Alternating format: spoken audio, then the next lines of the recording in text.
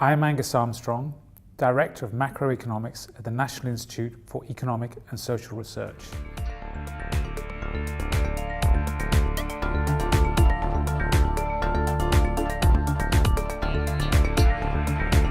My research looks at the services sector and about services trade within the European Union. In particular, it focuses on financial services. Well, financial services are one of our most important industries. It accounts for at least 8.5% of GDP, and it's been a sector that we've been a leader in for almost 2 centuries.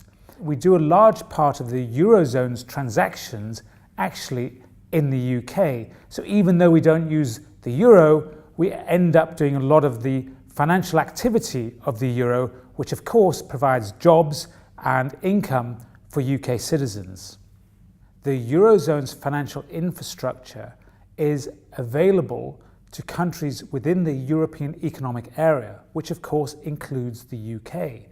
So even though the UK doesn't use the euro and is not in the Eurozone, we have access to the Eurozone's financial infrastructure because we're a member of the EEA, the European Economic Area.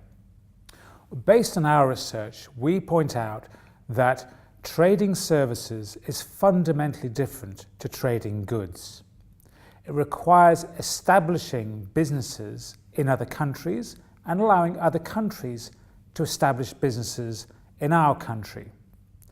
That means that the UK really benefits from financial institutions in the United States and Switzerland who want to access the European market, putting their European headquarters in the UK so they can access the rest of Europe. So for financial services, what is particularly important is that the UK continues to have access to the Eurozone's financial infrastructure. That means being part of the European Economic Area. Now, outside of the European Economic Area, the UK can, of course, specialise in other businesses, but for financial services, it certainly becomes more difficult. The wider lesson of our research is that when you trade in services, compared to trading in goods, it is fundamentally different. Trading in goods is about putting things on ships and sending them overseas.